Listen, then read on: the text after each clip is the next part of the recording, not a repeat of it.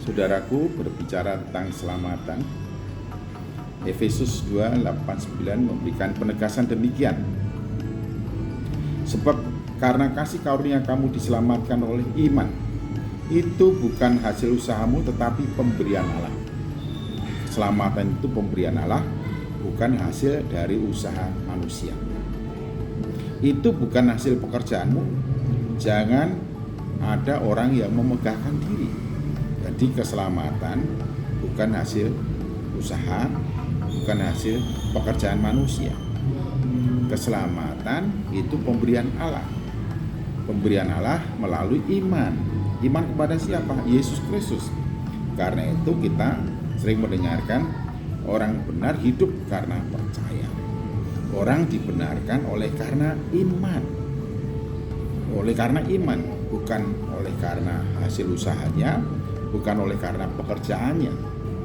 Jadi untuk diselamatkan, seseorang tidak bisa mengandalkan pekerjaannya, mengandalkan usahanya, mengandalkan apa yang dilakukannya. Sebab keselamatan itu pemberian Allah, diterimakan kepada orang-orang yang beriman kepada Yesus Kristus. Oleh karena itu terus-menerus kita perlu mendapatkan penegasan. Ingat ya, kamu diselamatkan bukan karena pekerjaanmu, kamu diselamatkan bukan karena hasil usahamu, tetapi kamu diselamatkan oleh karena Allah yang memberikan keselamatan.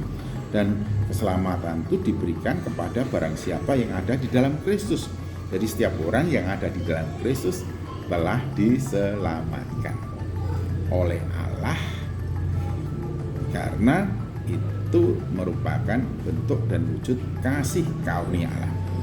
Nah, kalau kita tahu bahwa kita diselamatkan bukan karena hasil usaha kita, bukan karena pekerjaan kita, bukan karena budidaya kita, bukan karena jerih kita, apa dampaknya kalau kita telah menerima dan mengalami keselamatan itu? Di sini dikatakan itu bukan hasil pekerjaanmu. Jangan ada orang yang memegahkan diri. Berarti ini menjadi jawaban.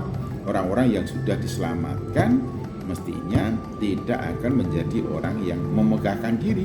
Kalau kita menjadi orang yang tidak memegahkan diri, berarti kita menjadi orang yang rendah hati, orang yang telah mengalami keselamatan dari Allah. Oleh karena beriman pada Tuhan Yesus Kristus, ia akan menjadi sosok pribadi yang rendah hati. Tidak ada kesempatan peluang darinya untuk memegahkan diri, menyombongkan diri, angkuh, congkak, bongkah dan lain sebagainya. Ia akan menjadi orang yang rendah hati, dan itu akan ternyata benar dalam praktek kehidupan dari hari ke hari. Apakah saudara sebagai orang yang telah diselamatkan oleh karena iman pada Yesus Kristus?